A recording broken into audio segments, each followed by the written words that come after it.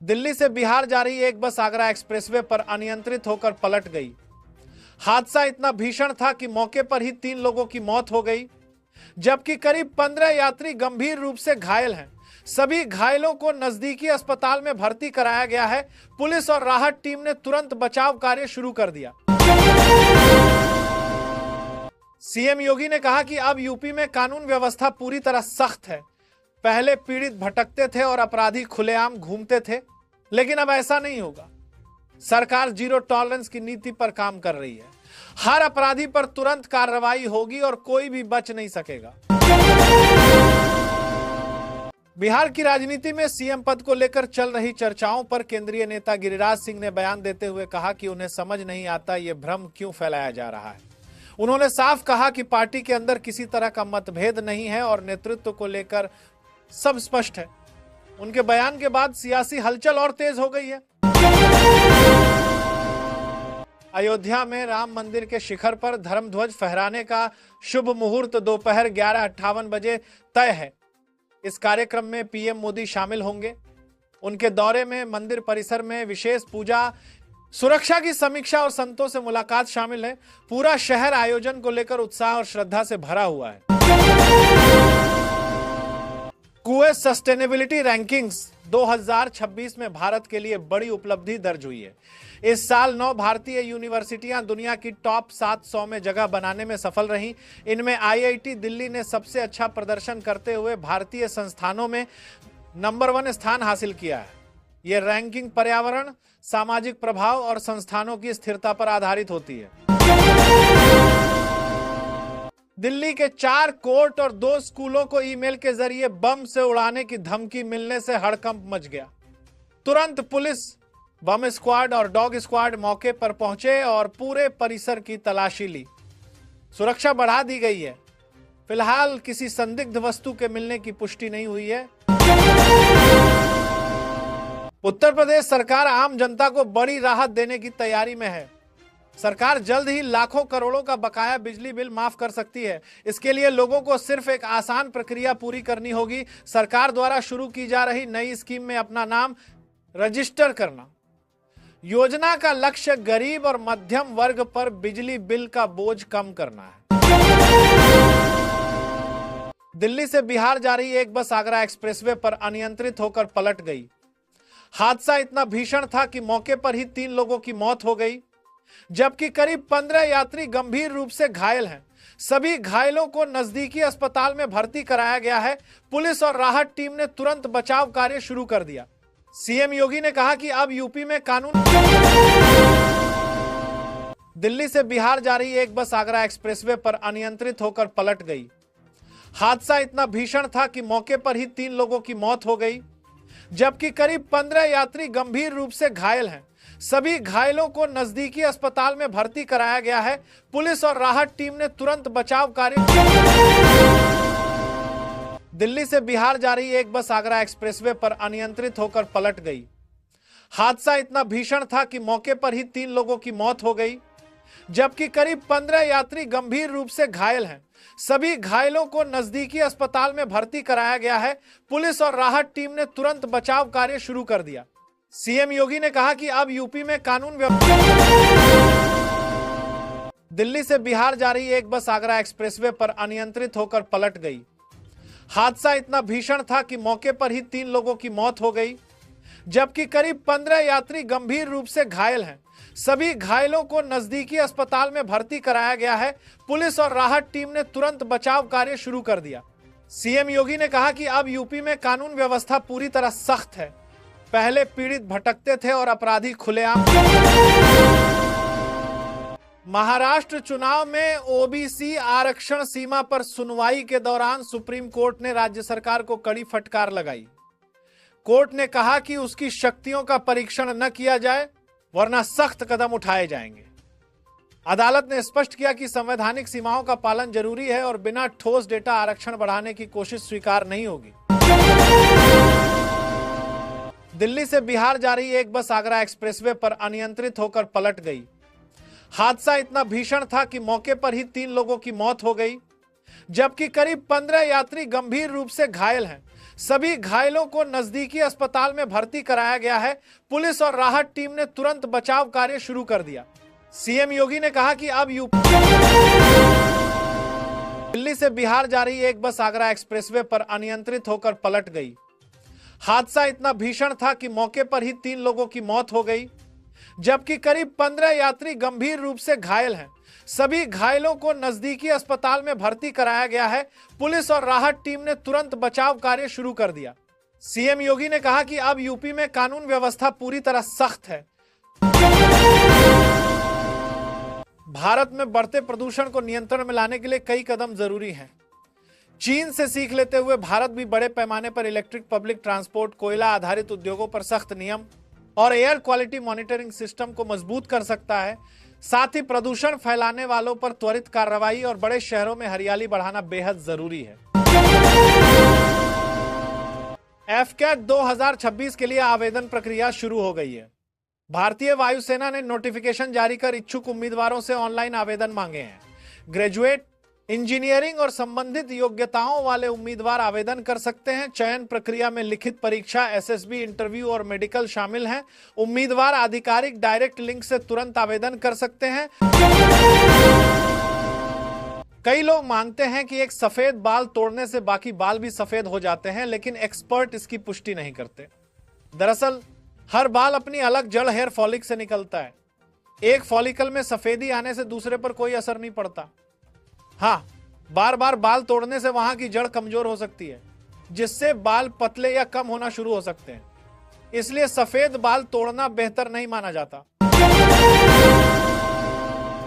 Iran ने भारतीयों की वीजा फ्री एंट्री 22 नवंबर 2025 से इसलिए बंद की क्योंकि कुछ अपराधी भारतीयों को नौकरी या ट्रांजिट का झांसा देकर ले जाते थे और पहुंचने पर कई को अपहरण कर फिरौती मांगी जाती थी।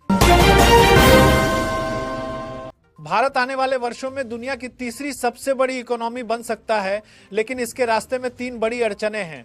पहली, रोजगार की धीमी रफ्तार, जिससे युवा आबादी की क्षमता का पूरा इस्तेमाल नहीं हो पा रहा। दूसरी, इंफ्रास्ट्रक्चर और मैन्युफैक्चरिंग सेक्टर में अभी भी कई कमियां।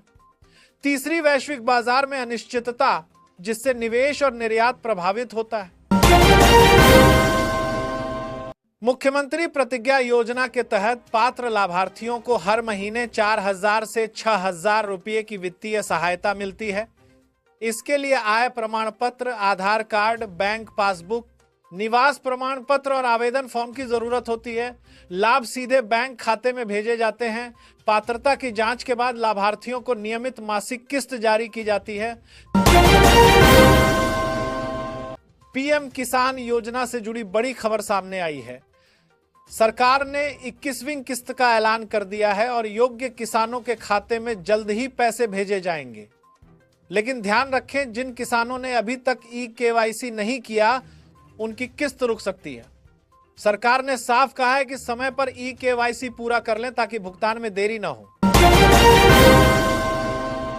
कल यानी 19 नवंबर को इंडिया मेट्रोलॉजिकल डिपार्टमेंट आईएमडी ने उत्तर भारत पूर्वी इलाकों जैसे दिल्ली, उत्तर प्रदेश, बिहार में बारिश व बेमौसम बदलते मौसम का अलर्ट जारी किया है। साथ ही इन क्षेत्रों में घनघोर कोहरा व कम तापमान की भी संभावना है, जिससे असुविधा बढ़ सकती है।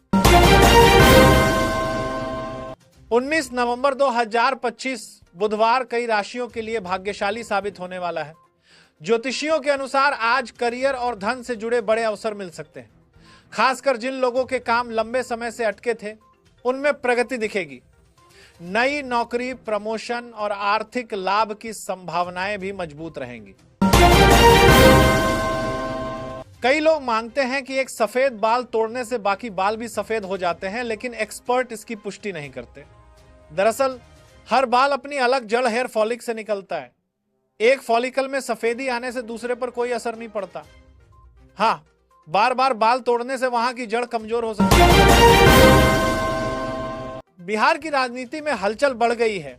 कल सुबह 10 बजे बीजेपी विधायक दल की अहम बैठक होने वाली है। पार्टी ने इस बैठक के लिए केशव प्रसाद मौर्य को पर्यवेक्षक नियुक्त किया है। माना जा रहा है कि बैठक में नेतृत्व और आगे की रणनीति पर बड़े फैसले लिए जा सकते हैं। सभी विधायकों को अनिवार्य रूप से मौजूद रहने के निर्देश दिए गए हैं। 19 नवंबर 2025 के करियर राशिफल के अनुसार चंद्रमा शुक्र का संयोग कला योग बना रहा है, जिससे मेष, वृषभ, सिंह, तुला, धनु और मीन राशि वालों की मनोकामनाएं पूरी होने के योग हैं। इन राशियों के लिए आर्थिक स्थिति मजबूत होगी, रुके हुए काम बनेंगे और करियर में नए अवसर मिलेंगे। रचनात्मक क्षेत्रों में विशेष लाभ के संकेत हैं। बांग्लादेश की पूर्व प्रधानमंत्री शेख हसीना को मिली मौत की सजा पर अब अंतर्राष्ट्रीय प्रतिक्रियाएं सामने आने लगी हैं।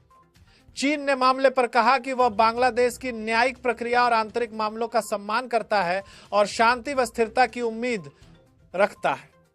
फैसले के बाद बांग्लादेश में राजनीतिक तनाव और बढ़ गया है, जिससे हालात बेहद संवेदनशील बने हुए हैं। पाकिस्तान ने दावा किया कि उसने भारत से जुड़े 15 कथित आतंकवादियों को मार गिराया है, लेकिन विशेषज्ञों ने इसे झूठा और भ्रामक आरोप बताया है। भारत ने ऐसे आरोपों को खारिज करते हुए कहा कि पाकिस्तान आतंकी संगठनों पर कार्रवाई करने के बजाय झूठ फैलाता है। बयानबाजी से दोनों देशों के बीच तनाव बढ़ने की आशंका जताई जा रही है। उत्तर प्रदेश में 41 शून्य होमगार्ड की बड़ी भर्ती शुरू होने जा रही है। उम्मीदवार की उम्र 18-45 वर्ष और न्यूनतम योग्यता 10वीं पास होना जरूरी है। चयन प्रक्रिया में फिजिकल टेस्ट, डॉक्यूमेंट वेरिफिकेशन और मेडिकल शामिल होंगे। आवेदन जल्द ही ऑनलाइन पोर्टल पर शुरू होंगे। ये युवाओं के लिए सरकारी सर्विस का शानदार मौका माना जा रहा है। जरूरत से ज्यादा एंटीबायोटिक दवाइयों का सेवन शरीर पर उल्टा असर डाल रहा है। डॉक्टरों के मुताबिक लोग छोटी छोटी बीमारियों में भी एंटीबायोटिक्स ले लेते हैं, जिससे दवाइयां बेअसर होने लगती हैं और इन्फेक्शन पर असर नहीं करती। इसे एंटीबायोटिक रेजिस्टेंस कहा जाता है। विशेषज्ञों ने चेतावनी दी है कि दवा सिर्फ डॉक्टर की सलाह से ही लें।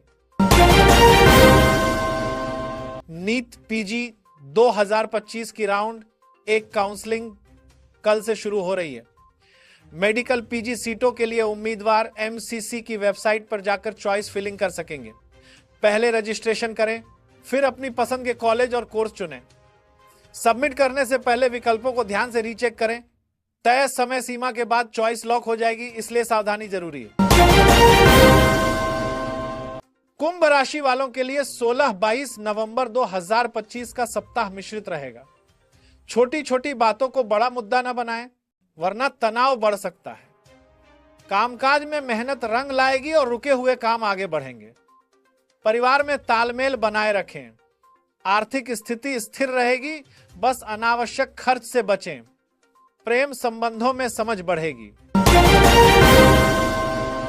Hyundai क्रेटा इलेक्ट्रिक से लेकर MG विंजर ईवी तक अब कई इलेक्ट्रिक कारें सिर्फ 4 घंटे में फुल चार्ज हो जाती हैं। इनमें फास्ट चार्जिंग तकनीक, लंबी रेंज और किफायती कीमत बड़ी खासियत है। क्रेटा ईवी की कीमत मिड सेगमेंट में रहने की उम्मीद है, जबकि MG विंजर भी किफायती रेंज में आएगी। तेजी से चार्ज, लंबी चलने वाली नई ईवीज ग्राहकों को आकर्षित कर रही है। उत्तर प्रदेश में 41 शून्य होमगार्ड की बड़ी भर्ती शुरू होने जा रही है। उम्मीदवार की उम्र 18-45 वर्ष और न्यूनतम योग्यता 10वीं पास होना जरूरी है। चयन प्रक्रिया में फिजिकल टेस्ट, डॉक्यूमेंट वेरिफिकेशन और मेडिकल शामिल होंगे। आवेदन जल्द ही ऑनलाइन पोर्टल पर शुरू होंगे। ये युवाओं के लिए सरकारी सर्विस, बोलेरो से लेकर सफारी तक भारत में कई किफायती 7 सीटर डीजल एसयूवीज लोकप्रिय हैं। महिंद्रा बोलेरो अपनी मजबूती और कम कीमत के लिए मशहूर है, जबकि महिंद्रा स्कॉर्पियो और टाटा सफारी बेहतर पावर और मॉडर्न फीचर्स देती हैं। ये एसयूवीज बड़े परिवारों के लिए परफेक्ट हैं। कम मेंटेनेंस, दमदार इंजन और बजट फ्रेंडली कीमत इनकी सबसे बड़ी खासियत है।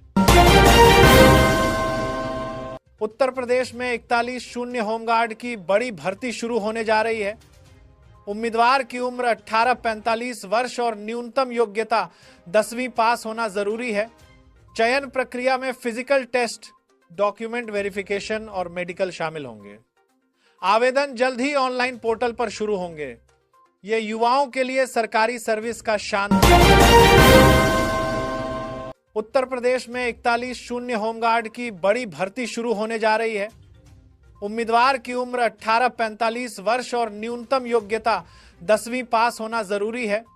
चयन प्रक्रिया में फिजिकल टेस्ट, डॉक्यूमेंट वेरिफिकेशन और मेडिकल शामिल होंगे।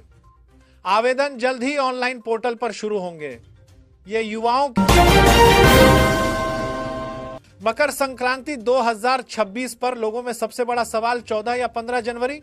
पंचांगों के अनुसार सूर्य के मकर राशि में प्रवेश के आधार पर त्योहार 15 जनवरी 2026 को मनाया जाएगा।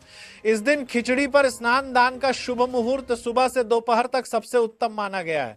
दान, तिल स्नान और खिचड़ी अर्पण का विशेष महत्व रहेगा। सरकार ने एप्पल यूजर्स के लिए हाई लेवल चेतावनी जारी की है। आईफोन, आईपैड और मैक में गंभीर सुरक्षा खतरा पाया गया है, जिसे हैकर्स डिवाइस का कंट्रोल लेने के लिए इस्तेमाल कर सकते हैं। सर्टिन ने यूजर्स को तुरंत सॉफ्टवेयर अपडेट इंस्टॉल करने, संदिग्ध लिंक न खोलने और सिक्योरिटी सेटिंग्स मजबूत रखने की सलाह दी है ताकि डेटा सेफ रहे।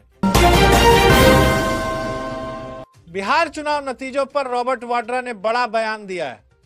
उन्होंने कहा कि लोगों में बहुत गुस्सा था, जनता बदलाव चाहती है लेकिन नेताओं ने उनका भरोसा नहीं जीता। वाड्रा का दावा है कि हार से सीखकर विपक्ष को जनता के मुद्दों पर मजबूत रणनीति बनानी होगी। उन्होंने सरकार की नीतियों पर भी सवाल उठाए। ईरान ने भारतीयों के लिए फ्री वीजा एंट्री बंद कर दी है। अब भारत से ईरान जाने के लिए टूरिस्ट वीजा लेना अनिवार्य होगा। वीजा फीस लगभग 2,540 तक पड़ सकती है और प्रोसेसिंग टाइम 3-7 दिन का रहता है। साथ ही पासपोर्ट, होटल बुकिंग और रिटर्न टिकट जैसे डॉक्यूमेंट भी जरूरी होंगे। इससे यात्रियों का कुल खर्च बढ़ जाएगा। एमिम की जीत पर मौलाना शहाबुद्दीन रजवी का बयान चर्चा में है। उन्होंने कहा कि यह सिर्फ मुसलमानों का काम नहीं बल्कि सभी वर्गों का वोट मिला है। रजवी ने दावा किया कि लोग बदलाव चाहते हैं और एमिम को इसलिए समर्थन दिया। साथ ही उन्होंने पार्टी से उम्मीद जताई कि वो हर समुदाय के मुद्दों पर बराबरी से काम करेगी।